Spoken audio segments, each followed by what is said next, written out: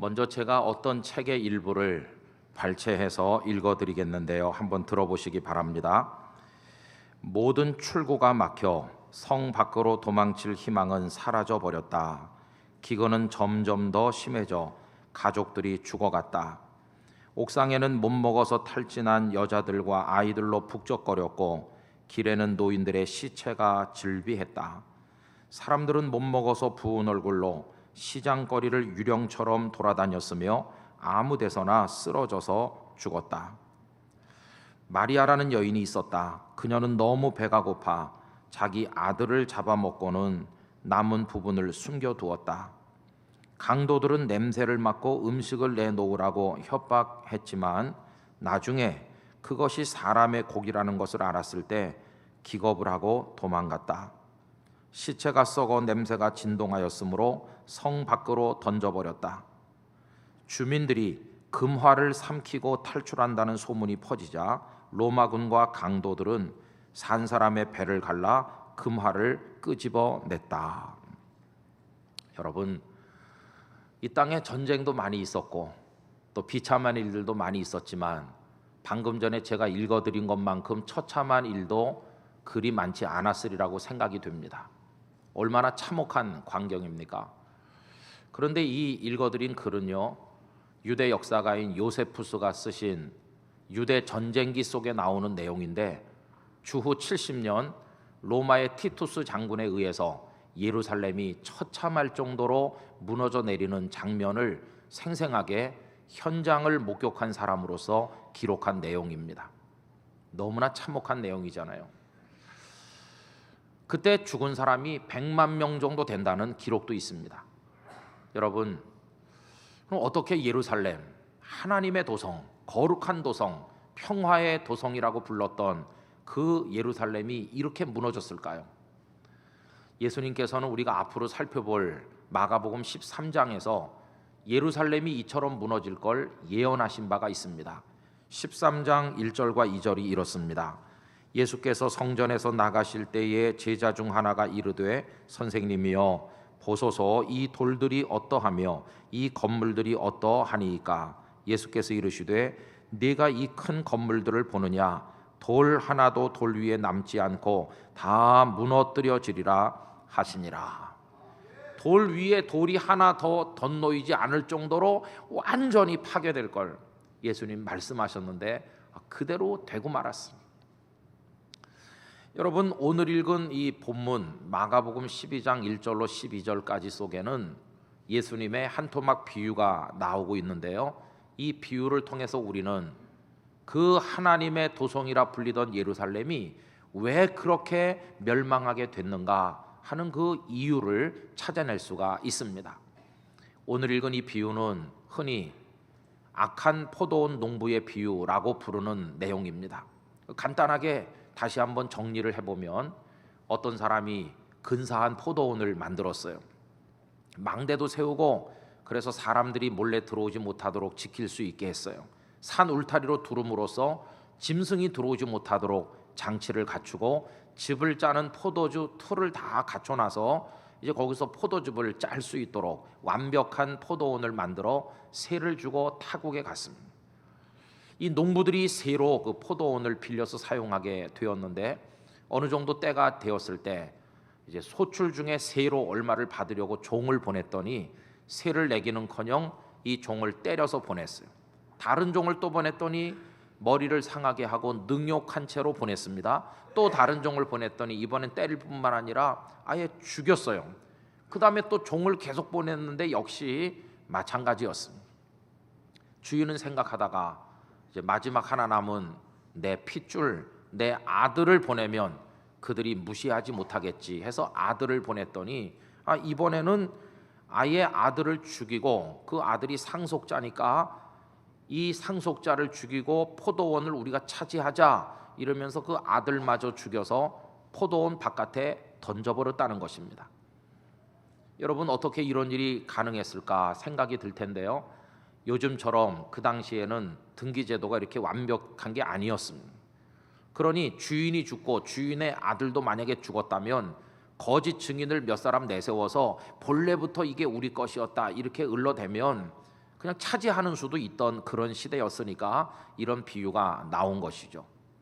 아마도 이 악한 농부들은 그 주인이 아들을 보낸 걸 보니까 아마 거기서 죽었나 보다. 그리고 이 아들이 상속자로서 소유를 확인하기 위해서 온 게 틀림없다. 그러니 아들을 죽이면 그 주인이 죽었으니까 이 포도원이 유산이 되는 셈인데 이 유산을 우리가 차지할 수 있다. 이렇게 생각한 것 같습니다. 거기 오늘 읽은 말씀에 보면 상속자니 유산이니 그런 단어들이 나오죠.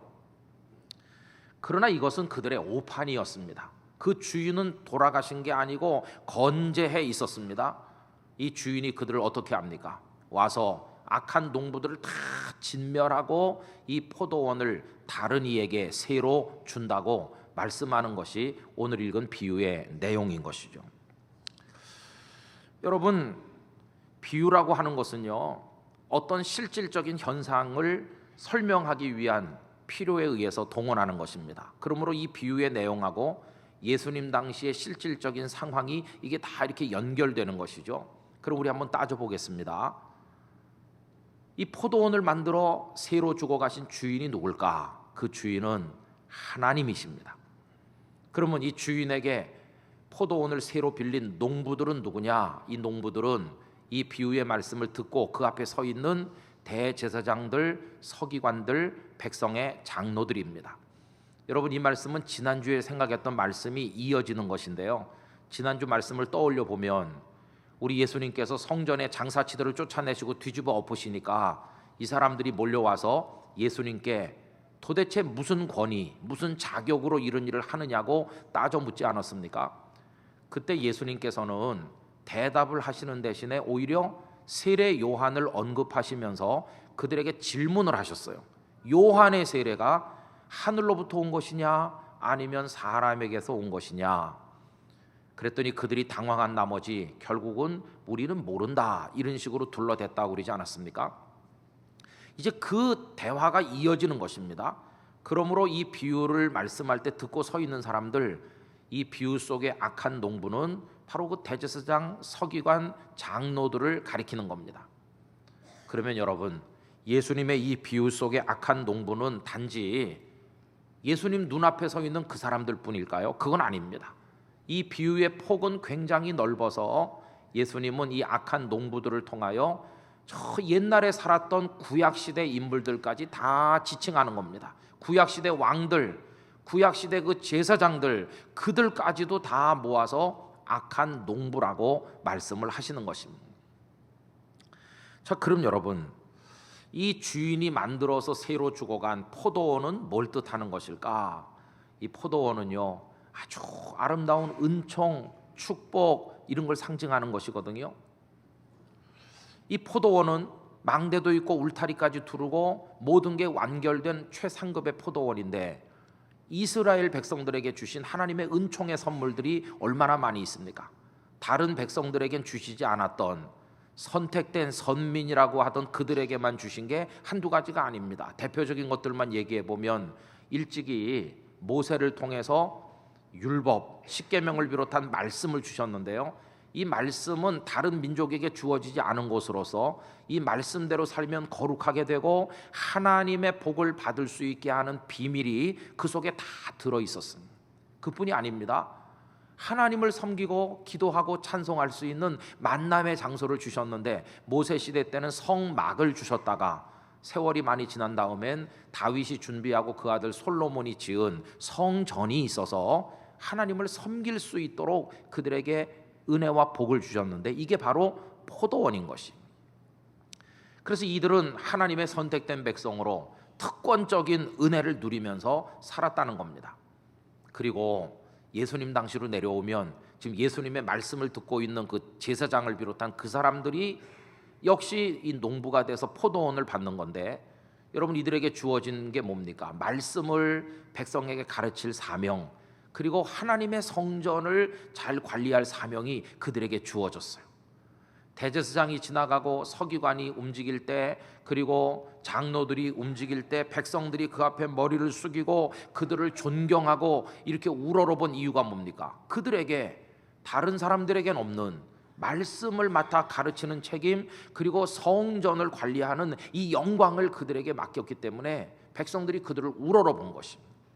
그래서 그들도 영광스러운 사명을 받은 농부와 같다, 이렇게 말할 수가 있다고 하는 것입니다. 자, 그러면 이 구약 시대 때 백성들부터 예수님 당시의 그 제사장들까지 이들이 세를 잘 냈느냐, 이제 그게 문제겠죠. 한마디로 말하면 세 안 냈습니다. 악한 농부들처럼 안 내는 겁니다. 구약의 그 백성들이나 왕들이나 제사장들 잘 지켜서 살면 하나님을 기쁘시게 하고 복이 될 수 있는 말씀 다 던져버리고 우상 숭배하고 음란과 방종과 타락 가운데 살았으니까 하나님께 세를 내지 않았어요. 여기 대제사장이나 이런 사람들은 세를 냈나요? 아닙니다. 그들이 말씀을 백성들에게 잘 가르쳐서 영적 무지로부터 깨어나도록 했어야 됨에도 불구하고 자신들부터가 말씀을 저버리고 사는 사람들이요, 그래서 사람들이어서 이 백성들을 무지와 암흑 속으로 끌고 들어가는, 거기다가 하나님의 성전을 잘 관리해서 만민이 기도하는 집이 되게 했어야 될 그들이, 여러분, 성전을 어떻게 만들었어요? 강도의 소굴처럼 만들었다고 예수님 책망하셨잖아요. 그러니까 이 사람들은 그 조상 때도 그렇고 이 제사장들도 그렇고 세를 내지 않았어요. 그리고 여러분, 이 사람들의 죄가 세를 안 낸 것뿐입니까? 아닙니다. 그 비유 속에 보면 세를 받으러 보낸 종들을 때리고 죽이고 그랬잖아요. 그럼 여기 비유 속의 종들이 누굴 가리키는 것일까요? 문자 그대로 하나님의 종들, 구약 시대 때부터 와서 그 백성들을 깨우고 말씀을 증언했던 선지자들을 지칭하는 겁니다. 근데 선지자들이 왔을 때 구약 성경 읽어보면 때리고 핍박하고 웅덩이에 가두고 굶기고 죽이고 그렇게 했거든요. 여러분, 구약 시대 때 왕이나 백성의 지도자들이 선지자들을 죽이고 핍박한 얘기를 예수님 당시에 그 제사장이나 이런 사람들도 다 알고 있어요. 왜? 구약을 읽으니까요. 그걸 다 인정했어요. 자기들도 우리 조상들이 선지자들 많이 핍박하고 죽였다 인정하면서 뭐라고 둘러대느냐 하면, 우리는 우리 조상들하고 다르다, 우리가 그때 태어나서 살았더라면 우린 그런 짓을 안 했을 거다, 이렇게 변명을 하거든요. 여러분이 변명하는 얘기가 마태복음 23장 30절에 다음과 같이 나오고 있습니다. 만일 우리가 조상 때에 있었더라면 우리는 그들이 선지자의 피를 흘리는데 참여하지 아니하였으리라 하니, 이렇게 변명을 해요. 우린 다르다고, 조상들하고 다르다고. 그러나 그 다음 31절부터 계속 보면 예수님은 너희도 똑같다고 책망하십니다. 31절로 34절, 그러면 너희가 선지자를 죽인 자의 자손임을 스스로 증명함이로다. 너희가 너희 조상의 분량을 채우라. 뱀들아, 독사의 새끼들아, 너희가 어떻게 지옥의 판결을 피하겠느냐? 그러므로 내가 너희에게 선지자들과 지혜 있는 자들과 서기관들을 보내매 너희가 그 중에서 더러는 죽이거나 십자가에 못 박고 그 중에서 더러는 너희 회당에서 채찍질하고 이 동네에서 저 동네로 따라다니며 박해하리라.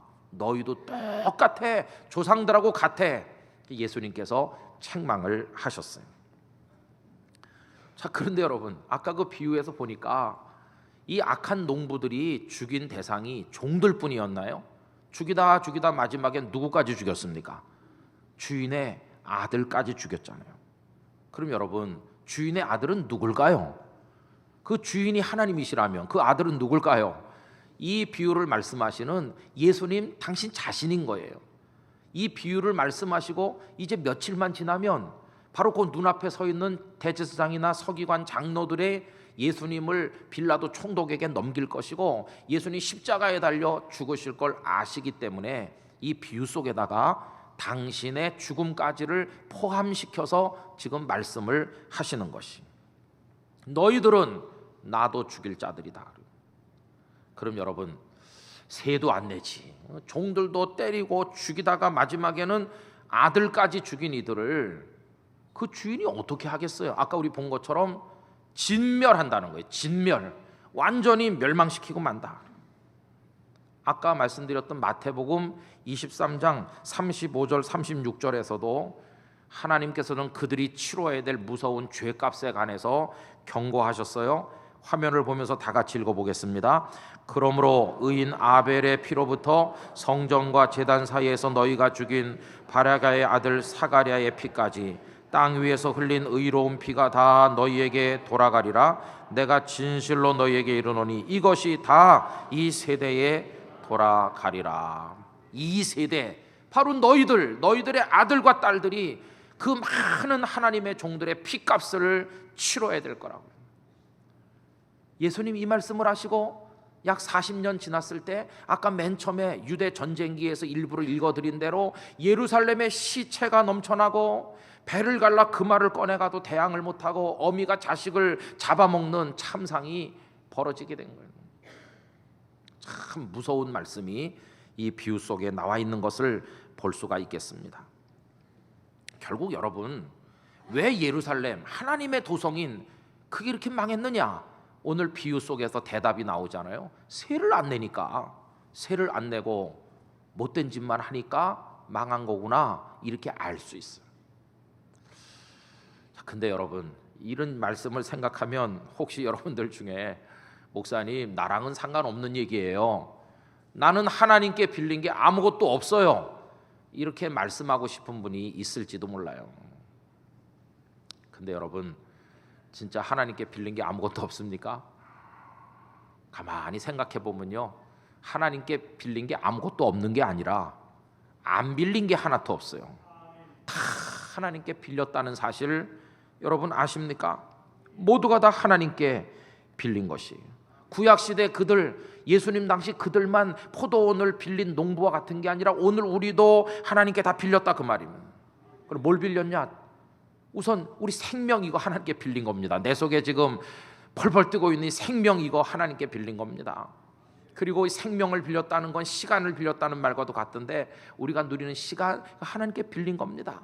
그 동안에 내가 누리는 건강, 이 에너지, 이거 하나님께 빌린 것이고, 재주와 판단력과 여러 가지 살아가는 데 필요한 것, 소중한 사람들, 내게 주신 모든 것들이 어느 하나 내 것인 것이 없고 다 하나님께 빌린 것입니다. 그래도 여러분, 아닌데요, 내 건데요, 원래부터 이렇게 말하고 싶죠. 근데 여러분, 진짜 내 건지 아닌지를 알 수 있는 간단한 방법이 있어요. 내 맘대로 할 수 있으면 내 것이고요, 내 맘대로 못하는 건 내 것 아니라는 증거예요. 그럼 여러분, 생명 내 맘대로 할 수 있나요? 내 맘대로 할 수 있으면 억만금을 가진 재벌들이 왜 그 생명을 연장 못하고 다 죽었을까요? 건강, 그 내 맘대로 하는 것 같으면 왜 이건희 회장께서 저렇게 누워 계신 걸까요? 돈, 그 내 맘대로 하는 것 같으면 왜 가난하게 사시는 분들이 있나요? 혹은 또 돈이 많은데 제대로 관리를 못해서 가난한 이들보다 더 돈 때문에 수치를 당하는 분들은 왜 생기는 것일까요? 가족은 내 맘대로 하나 천만에요. 가족을 내 맘대로 하는데 왜 부부가 갈라지고 애들은 가출을 하고 행복의 동산이어야 될 가정이 고통의 늪처럼 변하는가? 내 맘대로 하는 게 아니라는 것이. 왜? 내 것이 아니니까. 여러분, 우리 거가 아닙니다. 저는 오늘 산부 예배 오신 우리 교우님들이 그걸 인정하셨으면 좋겠어요. 내 것이 아니다. 그럼 누구 걸까요? 하나님 것인데 빌려주셨어요. 빌려주셨어요. 근데 하나님은요, 그냥 빌려주시는데 거기 아주 완벽하게 갖춰서 망대까지 만들고 산울타리도 두르고 거기다 집자는 틀까지 다 갖춰가지고 우리 인생 살아가는데 필요한 완전한 패키지를 딱 만들어서 우리에게 다 빌려주신 것이. 그러면서 거기서 포도가 있거든 마음껏 따먹어, 거기서 즐겨라, 잘 누려, 그리고 나한테 세는 좀 내고, 알았어? 이러면서 우리에게 빌려주신 것이. 여러분, 땅끝 교회도요, 하나님께서 빌려주신 은총입니다. 이 교회, 제가 이제 담임 목사인데 법적으로는 위임 목사라고 하거든요. 노회 가면 제가 위임 목사예요. 이 교회를 저한테 맡겼다. 그럼 제가 주인입니까? 아닙니다. 여기 어떤 장로님도 권사님도 집사님도 누구도 주인이 아니고 이 땅끝 교회의 영원한 주인은 하나님이십니다. 하나님. 우린 주인 아닙니다. 근데 주인인 줄 아는 사람들이 많이 있어요. 우리 한국 교회는 타고 앉아 있는 거예요. 그럼 이제 하나 여쭤보겠습니다. 여러분들에게 다 하나님께 빌렸는데 어떻게 세는 그동안 잘 내셨어요? 세 떼먹으셨어요? 안 내시고 보증금 까먹는 중입니까? 제가 요만했을 때 그 영등포에서 인천 가는 경인 가도 그 국도변에 아버지가 이렇게 집을 하나 장만하셨는데 안채는 우리가 살고 1층, 2층, 3층에 다 세 주고 집세 받고 그랬거든요. 근데 1층에 나중에 약국이 들어왔는데 처음에는 여러 가지 생필품을 파는 자파상이 있었는데 그 집에 세를 안 내는 거예요. 세. 그냥 가끔 안 내는 게 아니라 단 한 번도 안 냈습니다. 들어온 이후로 보증금만 조금 내고. 그래서 우리 어머니가 세를 왜 안 낼까? 안 내는 거예요. 그렇게 뭐 1년이 지나고 2년 지나고 계속 지나니까 보증금 다 까먹었잖아요. 이제는 까먹을 것도 없어요. 근데 문제는 여전히 안 낸다는 거예요. 여전히 안 내고 나가지도 않고. 그뿐인지 아십니까? 술에 만취돼 가지고 우리 집에 와서 막 칼부림도 하는 거예요. 날 죽여라는 식으로 칼 휘두르고. 그러면 우리 식구는 착 칼을 빼야 되는데 겁먹어 가지고 이렇게 간을 쪼리고 이걸 뭐 어떻게 해야 되는 것인지. 그래 막 주변의 사람들하고 교인들이 나서 가지고 빨리 쫓아내야 된다. 그 위험해서 못 산다. 이래 가지고 결국은 법원에 이제 해 가지고요. 옛날에 집달리, 집달관이라고 부르던 강제 집행하는 분들이 있잖아요. 그분들이 와 가지고 이제 다 끄집어내고 쫓아냈어요. 그 다음부터 저희 어머니가 얼마나 불안했는지 그 앙심을 품고 평소에도 칼 빼들던 그 사람이 저를 어떻게 해코지하든지 유괴할까 봐 우리 어머니 굉장히 불안해했습니다. 제가 워낙 그때 귀한 몸이었거든요. 근데 그 사람들 진짜 세를 안 내요. 제가 기억이 생생합니다. 그 집에서 칼 들고 오고 그러는 거예요. 성도 여러분, 우리 하나님께 세를 잘 내야 됩니다. 이 교회를요, 하나님께서 원하시는 대로 잘 섬겨가지고 여기서 맺어지는 열매로 하나님께 드려야 된다니까요. 내 생명, 내 시간, 내 건강, 내가 가진 모든 내 사랑하는 가족들과 내 삶의 터전, 그것서 열매를 맺어가지고 세를 꼭 내야 된다니까요. 세를 내려면 그게 아깝지 않게 당연히 내는 그 세가 되게 하려면 어떻게 해야 될까요? 내 것이 아니라는 걸 철석같이 인정해야 돼요. 절대 내 것이 아니라는 걸 인정해야 낼 수 있지. 내 거라고 생각하면요, 아까워서 못 내지. 아까워서. 근데 여러분, 내 것이 아닙니다. 내 것이 아니니까 당연히 세를 내야 되는 거예요. 빌렸으니까요. 여러분, 그거 인정하시겠습니까? 아멘은 잘하시지만 그거 어려운 겁니다. 근데 그게 사실입니다. 그럼 여러분, 이제 하나님의 것인 줄 알고 나는 빌린 거다 이렇게 생각하면서 세를 잘 내려면 그 다음에 해야 될 게 뭐겠어요? 농사를 잘 져야 되겠죠. 그냥 뭐 여우가 들어와도 모르고 다 훔쳐가도 모르고 지키지도 않고 거름도 안 주고 물도 안 주면 뭐 열려야 세를 내든지 말든지 할 거 아닙니까? 그래서 여러분, 이 빌려서 맡아가지고 있는 사람이 할 일이 뭡니까? 고린도전서 4장 2절 맡은 자들에게 구할 것은 그렇죠, 충성하는 겁니다. 그래서 충성해야 이게 열매를 맺고 열매를 맺어야 뭐 세를 낼 거 아니겠어요? 이제 저 같은 목사님들끼리 만나면 이제 서로 수인사를 나눈 다음에 꼭 묻기를 어디서 사역을 하십니까? 이렇게 물어요, 목사님들. 그러면 이제 그 다음에 꼭 따라 나오는 게 뭐가 있냐 하면 거기 가신 지가 얼마나 됐나요? 또 이렇게 물어요. 그럼 이제 다들 뭐 저는 이제 간지 뭐 한 3, 4년 됐어요. 뭐 10년 돼가요. 어떤 분이 한 15년 됐어요. 그러면 어유 제법 되셨네요. 이러는. 제가 25년 넘었어요. 그러면 깜짝 놀라면서 우와 이렇게 하면서 그 다음에 또 묻는 게 있어요. 도대체 나이가 몇인데 벌써 25년이나 했냐고. 다른 목사님들 25년 되면 거의 다 은퇴하거든요. 제가 한 1년 있으면 은퇴하는 줄 아는지 나이가 몇이냐고. 제가 몇 살인지 잘 분간이 안 되게 생겼거든요. 25년 되면 거의 다 은퇴하시는데 혹시 이 중에도 그렇게 생각하는 분이 있으면 오늘 생각을 바꾸시. 제가 아직 쌩쌩한 청춘입니다. 워낙 아무것도 모를 때 30대 초반에 와가지고 우리 장로님들이랑 다 성도들 애 많이 먹으셨죠, 그죠? 근데 여러분, 어떤 분들은 야 그렇게 오래 있었어요 이렇게 생각하는데 그게 자랑스러운 것일까요? 감사하긴 해요. 감사. 자랑스럽다기보다 감사한 일이긴 한데 마음은 참 무거운 거예요. 그동안에 영도 중앙교회에서 땅끝 교회로 오면서 여기 이거 빌린 교회와 같은 여기 있으면서 포도 열매 많이 따먹고 통통하게 살찌고 그랬는데 이제 오래 있었으니까 세도 많이 내야 될 거 아니에요. 세도 하나님께 세를 많이 내야 되는데 우리 땅끝 교회에 낼 게 있나 이렇게 생각하면요 걱정이 많아요. 그동안 게을러가지고 망대에서 지키긴커녕 잠만 자서 와서 훔쳐간 것도 모르고 있고 여우들이 와서 다 굴 뚫고 말이지 해집고 다녀도 포도를 엉망으로 만들어도 그것도 모르고 있고 거름도 제때 안 주고 부실하게 게을러가지고 그래서 열매가 없어가지고 드릴 게 없으면 어떡하나 그런 두려움이 제 마음속에 있다는 것이. 여러분 새 잘 내시려면요 그분이 주인이신 거 인정하고 그 다음에는 충성하셔야 됩니다. 여러분의 생명에 충성하십시오. 이 생명 소중한 겁니다. 억만금으로도 바꿀 수 없는 거. 시간에 대해서 충실하시기 바랍니다. 그냥 노닥거리며 흘러보내지 말고 시간을 창조적으로 사용하셔서 꼭 열매 맺으시기 바랍니다. 이 건강에 대해서 여러분의 직장 이 일터가 없는 사람이 얼마나 많은데 나에게 일할 곳을 주셨으니 여기서 충성하고 소중한 아내, 남편, 자녀들, 우리 가족들 여러분 거기 잘 아름다운 가정 이루어서 열매를 꼭 맺으셔야 되고 하나님께 감사의 새를 꼭 바치시게 되기를 부탁을 드리는 것입니다. 새를 안 내면 어떻게 된다고 그랬죠? 여러분 9절 말씀 다시 한번 우리 읽어보겠습니다. 9절 포도원 주인이 어떻게 하겠느냐 와서 그 농부들을 진멸하고 포도원을 다른 사람들에게 주리라.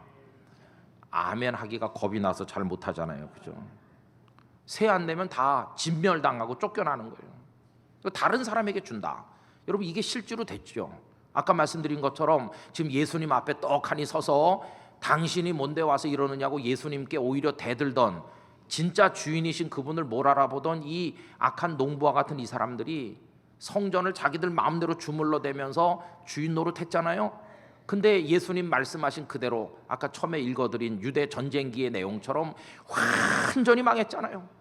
완전히 성전이고 뭐고 다 망하는데 이제 거기서 그들이 할 게 뭐가 있겠습니까? 다 죽임당하고 쫓겨나는 거죠. 하나님께서 은총의 수단들을 빌려주셨건만 세를 안 내고 못되게 하니까 그렇게 됐어요. 그거 남에게 준다고 그랬죠. 누구에게 넘어갔습니까? 예수님의 제자들과 예수님을 구주로 믿는 신약교회로 이것이 넘어갔어요. 구약시대 농부들은 끝나고 새로운 농부들에게 새로 주신 거예요. 그런데 문제는요 세월이 많이 지나면서 이 신약시대 교회도 세를 제대로 안 내기 시작했다는 겁니다. 교회 역사를 읽어보면 중세 때쯤 오면 교황이 떡하니 교회 위에 앉아서 이건 내 거다 이렇게 하면서 타락이 극에 달했어요. 하나님께서 종교개혁자들 당신의 종들을 계속 보내서 정신 차리게 했어요. 그러나 그 종교개혁자들을 때리고 그리고 물에 빠뜨려 죽이고 목을 베어 죽이고 불에 태워 죽이고 그랬습니다. 여러분 얼마나 그런 비극이 많았는지. 종교개혁자들의 헌신과 하나님의 역사 가운데 이제 개신교가 또 탄생했죠. 우리 장로교도 생기고요. 지금 우리 한국에까지 복음이 전해져서 여기 한국교회가 있는데 저는 요새요 우리 한국교회가 세를 내고 있는 것일까 떼먹고 있는 것일까 이런 생각이 들거든요. 우리 한국교회는 제가 볼 때 세를 잘 안 내는 것 같습니다. 그리고 많은 목회자들이 타고 앉아서 내 거라고 말하는 것 같습니다. 유력한 어떤 장로님들도 이거 다 내 건데 이러는 것 같습니다. 그래서 두렵습니다. 왜? 진멸당할 날이 다가올까 봐. 하나님의 채찍이 얼마나 무서운지.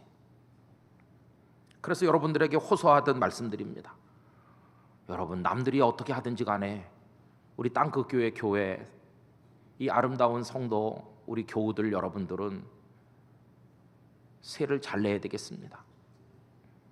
여러분 우리는 잘해야 되겠습니다. 우리 교회를 아름다운 교회로 가꿔야 되겠습니다. 우리 삶을 잘 하나님 뜻대로 삽시다. 그래가지고 열매를 맺어서 우리라도 하나님 앞에 빌려주셔서 감사해요 그러면서 세를 바치는 하나님의 착하고 성실한 농부가 되기를 원합니다. 그거 빌려주지 않았으면 어디 가서 먹고 살았겠어요? 빌려주셨으니 거기서 끓여 먹고 거기서 농사 짓고 거기서 붙어 살 수 있었는데, 은혜를 주셨건만 그거 모르는 사람들 되면 안 되는 것이지. 어제 오후 내내 이 말씀을 묵상하고 정리하면서 제 마음속에 너는 언제까지 할 수 있을 거라고 생각하느냐? 대답이 없죠. 대답이. 여러분, 대답이 뭐 있겠습니까? 저에게 여기 서 있을 수 있도록 빌려주신 주인 되신 하나님께서 내놓으라고 그러면 내놔야지. 안 내놓을 사람이 누가 있어? 대답은 주께서 아십니다. 주님이 허락하신 때까지만. 우리 모두가 똑같습니다. 착한 농부 되시기를 축복합니다. 그런데 그 농부가 농사를 열심히 지어가지고 제때 세를 드리고 나로 하여금 여기서 살게 해주셔서 감사해요 그러면서 잘하면요, 하나님께서 이렇게 말씀하십니다. 저기 더 크고 더 좋은 포도원이 있는데 내가 너를 이제 믿게 됐으니까 저거까지 네가 맡아서 관리하지 않겠느냐. 여러분, 그렇게 되면 우리의 삶이 크게 확장되는 것이에요. 작은 일에 충성된 자에게 큰 것으로 맡긴다고 말씀하셨어요. 오늘 우리의 삶이 요만하다면 신임을 받는 착한 농부가 되면 하나님께서는 더 큰 포도원도 맡겨서 더 많은 세를 바치는 하나님의 사람이 되게 하여 주실 것이고, 그때 우린 존귀한 하나님의 아들과 딸이 될 줄로 믿습니다.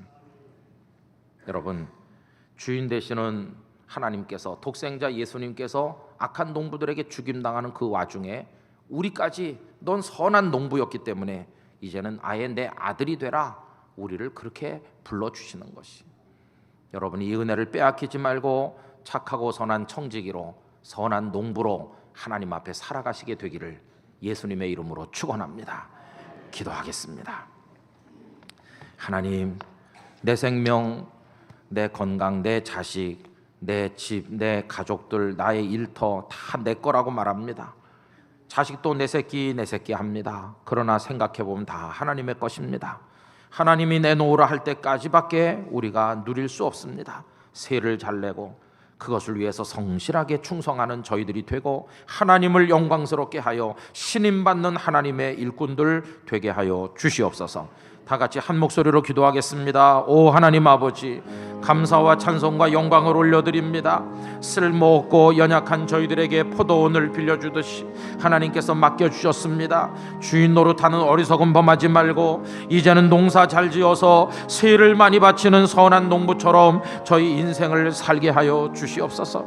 우리 땅끝 교회 성도들이 우리 교우들 가정이나 직장이나 어디서든지 그 관계 속에서 그 많은 삶의 환경 속에서 충실한 하나님의 선한 농부들이 다 될 수 있도록 아버지 역사하여 주시옵시고, 그래서 하나님께 큰 영광 올려드리게 하여 주시옵소서. 하나님 아버지, 저희들에게 귀한 것들을 맡겨 사용하게 하심을 감사합니다. 우리 땅끝 성도들이 농사 잘 짓고 하나님의 소유를 인정하며 하나님께 세를 잘 드려 더 큰 포도원을 맡을 만한 신임받는 선한 농부로 인생을 살아가게 하여 주시옵소서. 예수님의 이름으로 기도하옵나이다. 아멘.